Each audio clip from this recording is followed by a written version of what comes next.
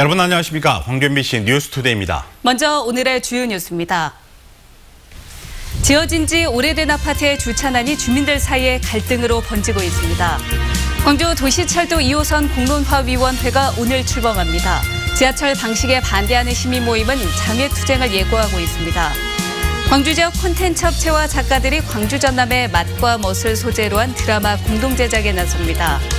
한국노총 광주본부가 광주형 일자리를 위한 노사민정 협의에 참여할지 여부를 이번 주에 결정할 예정입니다. 지어진 지 오래된 아파트는 좁은 주차장 때문에 불편이 이만저만이 아닙니다. 아파트마다 여러 가지 방법이 동원되곤 하는데요. 주차장 배분 방식을 놓고 한 아파트에서는 형평성 논란까지 일고 있습니다. 우종훈 기자가 취재했습니다. 퇴근 시간 무렵 한 아파트 주차장입니다. 지상 주차장은 이미 꽉 들어찼고 아파트 진입로까지 차들이 점령했습니다. 반면 지하는 곳곳이 비어 있습니다. 이곳 지하 주차장은 보시는 것처럼 빈 공간이 있음에도 불구하고 차를 댈 수 없습니다. 스티커를 발부받은 일부 주민들에게만 주차가 허용되는 제한 영역이기 때문입니다. 이 아파트 주민자치회는 인기가 많은 지하 주차장 공간을 독특한 방식으로 배분하고 있습니다. 지하 주차장을 사용할 수 있는 권한을 입주를 먼저 한 주민들에게 주는 방식입니다. 항의를 했는데 이제 이렇게 형평성 안 맞는 게 어딨냐, 미리 있는 사람들만 계속 쓸 수 있고 나중에 이사 온 사람들은 못 쓰면 어떻게 되냐 하니까 뭐 이제 로마에 왔으면 로마법을 따라라 이런 식으로만 말하고. 입주자 대표회의와 관리사무소는 어쩔 수 없다는 입장입니다. 힘들고 조금 아쉬운 부분도 있고 그렇게 있지 않겠습니까? 그렇지만 공동주택에서 내가 원하는 대로 다 살아갈 수 없는 거예요. 이 아파트처럼 지어진 지 오래된 아파트는 어느 곳이나 부족한 공간 때문에 저녁마다 주차 전쟁을 치르고 있습니다. 30년 된 이 아파트는 1년마다 추첨을 통해 지정 주차장을 배분하고 있습니다. 항상 똑같은 방법으로 추첨하기 때문에 불공정할 수도 없고 본인이 뽑으니까 추첨을 본인이 뽑으니까 불공정할 수가 없잖아.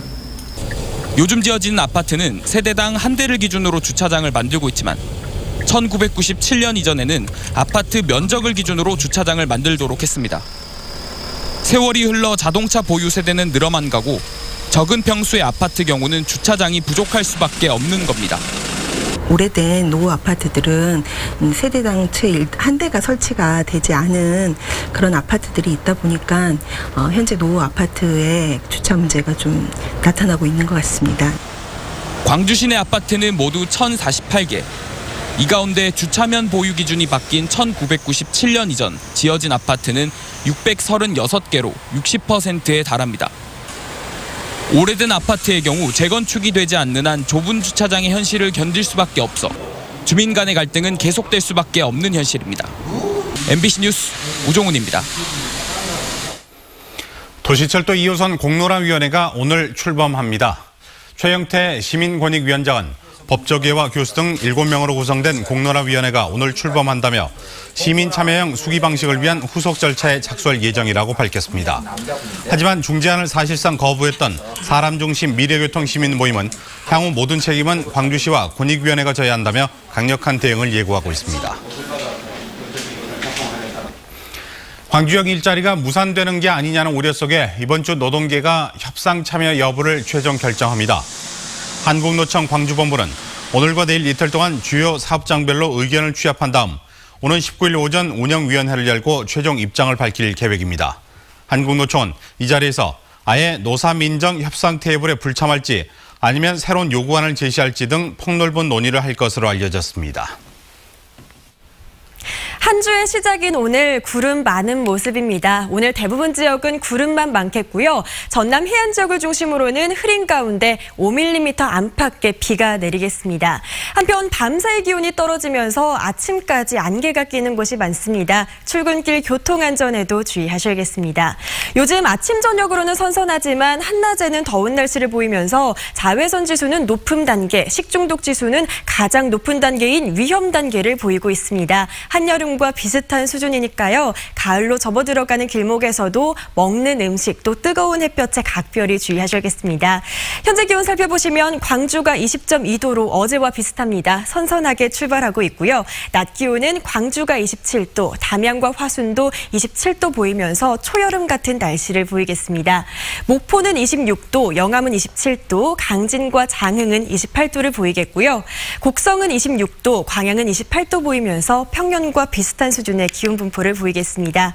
바다 물결은 전해상에서 최고 2m로 조금 높게 일겠습니다. 날씨였습니다. 지역의 콘텐츠 업체와 작가들이 한데 뭉쳐 광주 전남의 맛과 멋을 소재로 한 드라마 제작에 나섭니다. 단순한 드라마 제작을 넘어 지역의 명소와 숨은 맛을 국내외에 알리겠다며 의기투합했습니다. 정용욱 기자입니다. 문화 콘텐츠 종합전시회인 광주 에이스페어 전시공간에 애니메이션 통계비가 내걸렸습니다. 양림동의 설화를 바탕으로 한 이 애니메이션은 지난해 지상파를 통해 방송됐습니다. 이 제작업체를 비롯한 지역의 콘텐츠 업체 4곳이 광주 전남의 맛과 멋을 소재로 한 드라마 제작에 나섭니다. 내성적이고 소심한 20대 청년의 인생 역전 프로젝트를 그린 드라마를 통해 지역의 비경과 음식을 소개하겠다는 겁니다. 단순한 소개를 넘어 음식 조리 과정을 담은 영상을 따로 제작해 별도의 콘텐츠로 제공됩니다. 기존 드라마 형태를 조금 벗어나서 AR과 VR도 좀 접목을 하고 애니메이션까지 포함을 시켜서 다양한 표현을 좀 해보려고 합니다. 그래서 새로운 형태의 드라마를 좀 만들어보고 지역에 숨겨진 맛과 멋을 찾아내는 일인 만큼 지역 작가 4명이 도맡아 대본을 구성합니다. 음식 명인이 아닌 일반 서민들의 삶에 내재된 광주만의 깊은 맛을 영상으로 구현해내는 게 목표입니다. 대신에 외지에서는 많이 모르는 음식, 우리만의 음식, 보편적인 우리만의 음식을 갖자 이런 생각을 했습니다. 이게 스토리가 보편성을 가져야지 그 소재가 뭐 특별해서는 안 된다 이런 생각을 가지고 그런 소재를 착안하게 됐습니다. K-팝과 함께 K-푸드에 대한 관심도 높아지고 있어 배급사와 글로벌 시장을 겨냥한 해외 유통 협약도 체결했습니다. 내년 하반기 방송을 목표로 30억 원 이상을 들여 16부작으로 사전 제작되는 드라마가 지역 콘텐츠 산업 활성화는 물론 광주 전남을 알리는 도우미가 될지 주목됩니다. MBC 뉴스 정용욱입니다. 광주 시립민속박물관이 내일부터 내년 11월까지 삶의 터전 전라도를 돌아보다라는 주제로 특별 전시회를 개최합니다. 이번 전시회는 전라도 정도 1000년을 맞아 지역민들의 삶을 되돌아보기 위해 마련됐고 총 4부로 구성돼 500여 점의 자료가 소개됩니다. 광주 버스터미널 지하보도에 승강기가 설치됩니다. 민주당 송갑석 의원은 주민 간담회를 갖고 터미널 지하보도 승강기 설치 예산을 특별 교부세로 확보했다며 27년 동안 제기된 민원이 해결될 것이라고 밝혔습니다. 터미널 지하보도는 30도가 넘는 급경사에 계단이 100여 개나 되지만 노약자와 장애인을 위한 승강기가 없어 민원이 끊이질 않았습니다.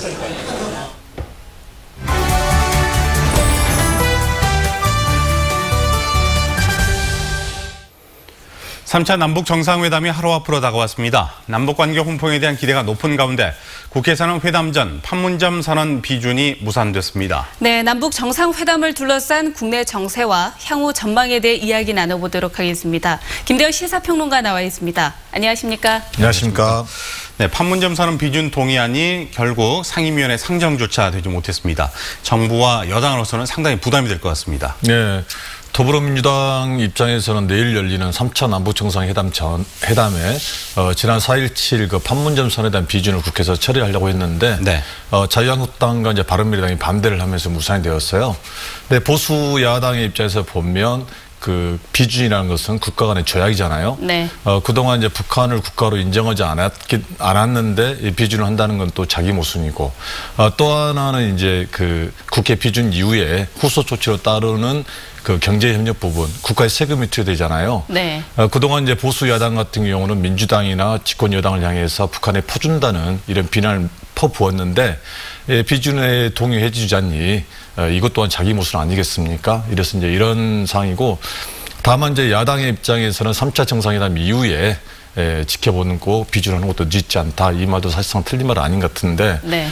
집권여당의 입장에서 봤을 때는 내일 정상회담 때 뭔가를 내놓을 의제 그렇죠. 하나를 잃어버린 셈이 됩니다.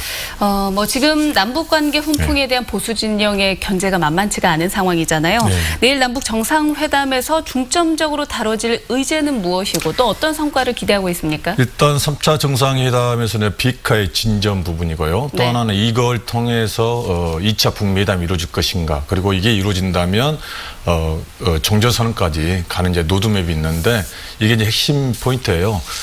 그동안 이제 미국의 입장에서는 김정일 위원장과 합의했던 최종적이고 완전하게 검증된 비핵화라는 목표가 있고 네. 북한의 입장에서는 미국의 종전선언을 이끌어내는 그래서 최종 목표가 이제 서로 있지 않습니까? 근데 이 사이에서 그 문재인 대통령에 대한 그 한반도 운전자론이 다시 부각이 되면서 미국의 이제 북한 전문가들은 대부분 이제 문의 기적, 문에 대한 이제 관심을 뭔가를 해낼 거라는 기대를 가지고 있습니다. 그렇죠. 근데 그동안 이제 그 북한 같은 경우는 트럼프 대통령과 했던 북미 회담에 대한 약속을 이행하라는 게 입장이었고 미국 같은 경우는 미국 내 보수 세력들이 비핵화에 대한 뭐랄까요? 그동안 좀 더 추가적인 조치를 요구했다면서 갈등이 생겼는데 네. 문재인 대통령의 역할이 더욱 주목이 되고 있습니다. 네. 네. 그동안 문재인 대통령과 더불어민주당의 지지율이 꾸준히 계속해서 떨어졌다가 최근에 정상회담을 앞두고 살짝 반등한 것으로 나타났습니다. 이번 정상회담이 지지율 반등의 계기가 될 수가 있을까요? 그 미국이나 우리나라나 좀 비슷한 상황에 처해 있어요. 미국 같은 경우는 이제 오는 11월에 중간선거였잖아요. 네. 근데 현재 그 미국 내 민주당이 이 공화당보다 지지율이 10% 앞서가면서 트럼프 대통령 입장에서도 비상이 걸려 있고 우리나라 역시 마찬가지로 그동안 지지율이 하락이 있었지 않습니까? 반등의 기회로 삼아야 하는데 문제는 얼마나 지속 가능하냐. 회담의 성공 여부와 더불어서 지속 가능성을 보고 있거든요. 그렇죠. 그래서 현재 2020년 트럼프 대통령 임기가 끝나는 날까지 한반도 비핵화와 그리고 종전선언이나 로드맵이 나와 있기 때문에 이걸 가지고 지지율 반등을 좀 봐야 할 것 같습니다. 알겠습니다. 이 남북교류 확대와 경제협력 재개에 대해서 기대가 높아지고 있는데 우리 지역에는 어떤 영향을 미칠까요? 이게 지금 좀 중요하지 않습니까? 그렇죠. 이제 그 신경제 지도라고 좀 들어보셨을 거예요. 지난 4.17 판문점 선언에서 문재인 대통령이 김정은 위원장에게 그 USB로 담아서 줬던 네. 그 남북경제 청사진인데 신경제 지도라는 것은 이제 뭐냐면은 그 남북 중심의 동북아시아 평화경제 공동체 청사진이에요. 그래서 한서해벨트라고 우리 지역의 목포인 그리고 인천과 개성을 통해서 그리고 중국 다롄까지 이어지는 네. 산업 물류의 경제 지도인데 이 부분에 대한 그 성공 여부가 우리 지역에 관심이 있어요. 그렇죠. 네, 왜냐하면 그동안 우리 지역이 좀 정치적으로 소외되고 경제적으로 낙후됐잖아요. 근데 남북 정상회담을 계기로 그리고 남북 경제 협력을 통해서 이 한서해벨트가 성공적으로 이루어진다면 사실 정치권과 정부 여당의 지원을 힘있고 이번에는 좀 이 부분을 관철시켜서 새로운 경제 성장으로 좀 이어갈 수 있도록 해야 할 것 같습니다. 네, 뭐 중국, 북한, 남한이 함께 연결이 돼서 경제 협력이 훨씬 더 활발해질 것 같습니다. 네. 네. 오늘 말씀 잘 들었습니다. 고맙습니다. 네, 감사합니다. 감사합니다.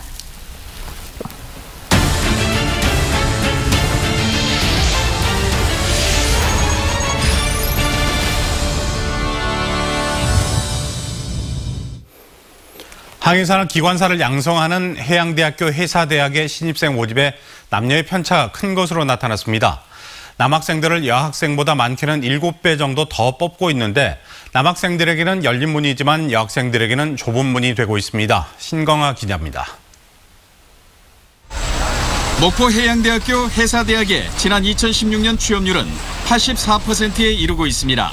전국 대학교 가운데 수위에 들 정도로 높은 취업률을 자랑하면서 일부 학부는 지난해 경쟁률이 6대1을 넘기도 했습니다. 하지만 해사대학은 남학생과 여학생의 모집 비율이 큰 차이를 보이고 있습니다. 해사대학 7개 학부 학생부 성적 우수자 모집 정원은 314명이지만 여학생 비율은 7%에 불과한 22명에 그쳤습니다. 이 같은 비율은 부산에 위치한 한국해양대보다 낮은 수준.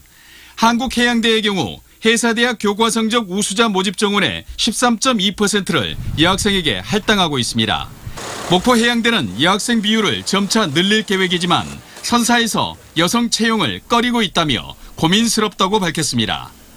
선사들이 여학생을 좀 꺼리는 경향이 있습니다.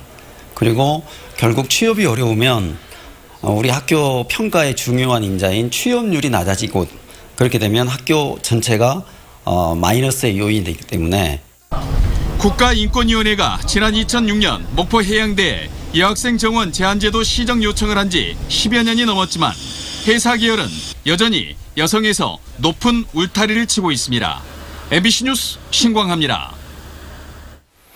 광주 사립학교 정규직 신규 교원 충원이 최근 3년 사이에 크게 줄었습니다. 광주시 교육청에 따르면 광주 사립학교들이 2014년과 2015학년도에는 각각 100명 이상씩을 신규 채용했지만 2016학년도에는 4명, 2017학년도에도 16명을 뽑는 데 그쳤습니다. 이처럼 채용 인원이 급감한 건 채용 비리를 막기 위해 사립학교 교원 채용 방식을 바꾸려는 교육청에 맞서 사학들이 반발하면서 양측이 이견을 좁히지 못하고 있기 때문입니다.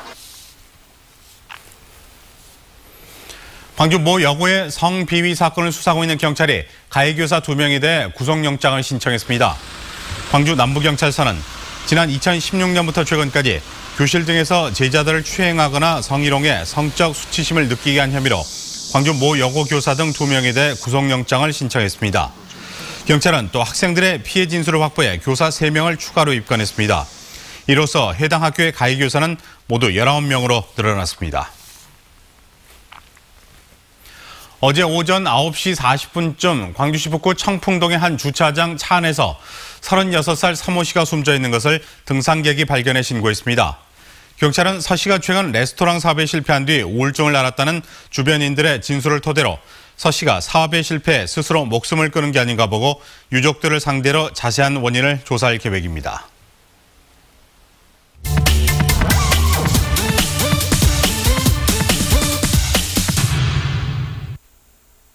지난 한 주 누리꾼들은 어떤 뉴스에 많은 관심을 보였을까요? 한국에서 3년 만에 메르스 확진 환자가 발생했다는 소식과 광주 아파트 가격이 고공행진 중이라는 뉴스였는데요. 어떤 반응의 댓글이 남겨졌는지 자세한 내용 살펴보겠습니다. 국내에서 3년 만에 중동 호흡기 증후군 메르스 확진 환자가 발생했다는 소식은 전 국민의 관심사였죠. 특히 광주시가 메르스 확진 환자와 귀국길에 동행했던 직장 동료 1명과 같은 공간에 있었던 접촉자 11명을 집중 관리하고 있다는 뉴스는 광주 시민들에게 또 한 번 충격을 안겨줬는데요. 요즘 다시 난리더라. 광주 안전지대가 아니야. 어느 동에 사는지는 알려줘야지. 광주 사람 불안하게. 접촉을 통해 옮길 수 있는 메르스의 특성상 시민들의 불안감은 높을 수밖에 없었습니다. 공공장소 조심, 아무나 하고 접촉하지 마. 잘 씻고 다녀라. 3년 전 경험을 바탕으로 시민들은 자발적으로 예방에 나서는 모습을 보였습니다. 부동산에 대한 시민들의 높은 관심만큼이나 광주 일부 지역의 아파트 매매 가격이 가파르게 치솟는다는 뉴스도 화제였습니다. 광주 봉선과 용산, 수안지구 등 특정 지역을 중심으로 고공행진 중인 아파트값. 봉선동에는 중대형 아파트를 중심으로 매매가 10억 원 이상인 곳도 있는데요. 와, 10억? 서울도 아니고 무슨 지방마저 이렇게 집값이 오름. 너무 오른 아파트값에 대출받아도 내 집 갖기 너무 힘들다는 반응이 많았습니다. 몇몇 누리꾼들은 일부 지역에 고가의 아파트가 집중돼 있다는 점에서 투기와 담합에 의한 가격 상승일 것이다 추측하기도 했는데요. 투기 과열지구로 지정해서라도 집값을 잡아달라는 국민 청원과 민원도 잇따르고 있는 만큼 광주 집값에 대한 시민들의 관심은 앞으로도 계속될 것으로 보입니다. 지금까지 댓글 소셜통이었습니다.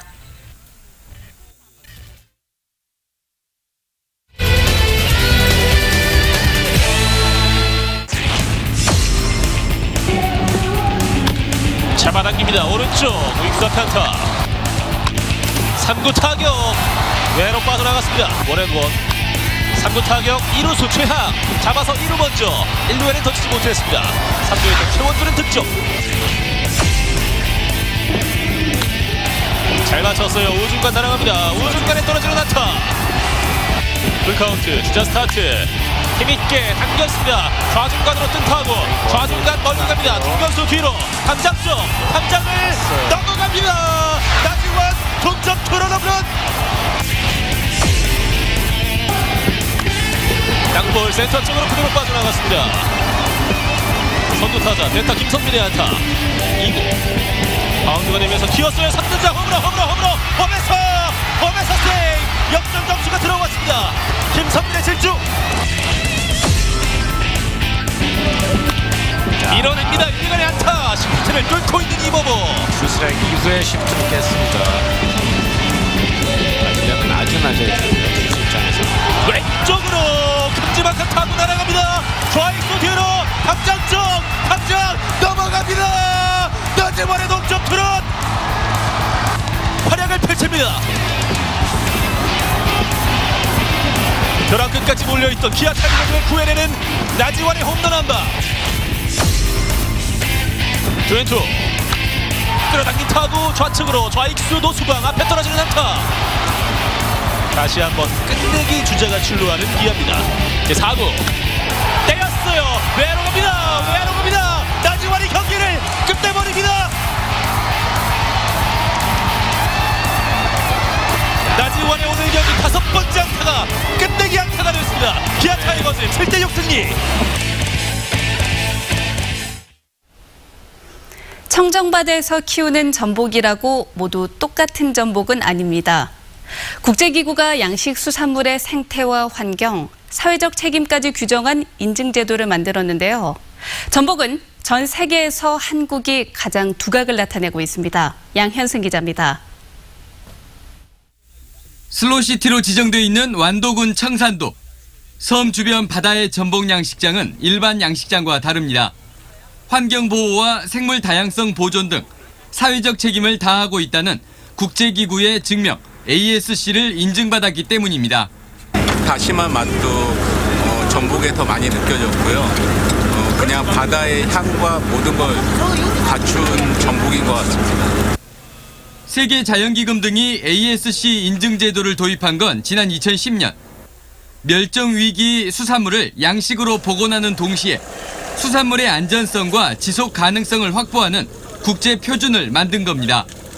연어를 중심으로 조개류, 새우 등 전 세계 700여 개 양식장이 ASC 인증을 받았는데 전복은 80%가 대한민국 완도 양식장입니다. 양식장 해저면 조사 등 환경과 생태 분야의 심사를 거치는데 2년이 걸렸습니다. 수산물의 그 안전성과 우수성이 ASC란 즉 친환경수산물 국제인증 제도를 통해서 차별화할 수 있는 아주 좋은 기회가. 국내외 대형 호텔은 남다른 전복을 일찌감치 챙기기 시작했고 일본은 2020년 도쿄올림픽에 ASC 인증 수산물을 취급하기로 선포한 상태. 완도군은 광어와 굴, 해조류 양식장 등도 ASC 인증에 도전해 시장을 해외로 넓힐 계획입니다. MBC 뉴스 양현승입니다. 광주시가 올해 자동차세를 10월 1일까지 미리 납부하면 12월에 납부해야 할 하반기 자동차세액의 5%를 할인해 줍니다. 또 이번 달에 연납을 신청해 납부하면 내년 1월에 별도로 신청하지 않아도 2019년 자동차세액의 10%가 할인됩니다. 자동차세 연납을 희망하는 시민은 오늘부터 다음 달 1일까지 관할구청 세무과로 전화 또는 방문 신청하면 됩니다. 광주시가 자금난으로 수출 활동에 어려움을 겪고 있는 중소수출업체를 대상으로 올해 30억 원 규모의 수출 진흥자금 융자에 나섭니다. 지원자금은 업체당 3억 원 한도로 분기별 변동금리가 적용되며 2년 거치 일시 상환 조건입니다. 광주시는 오늘 홈페이지 고시 공고란에 융자 지원 계획을 게시합니다. 2018 영광국제 스마트 이모빌리티 엑스포가 다음 달 11일부터 나흘 동안 영광 대마산업단지 일원에서 열립니다. 이번 행사는 이탈리아와 독일 등 18개 나라 120개사가 참여한 가운데 관람객이 시승 행사를 통해 제품을 체험하고 구매할 수 있는 종합 마케팅 행사로 진행됩니다. 이 모빌리티란 초소형 전기차나 전기 이륜차 등 전기를 동력으로 하는 1, 2인용 이동수단을 말합니다.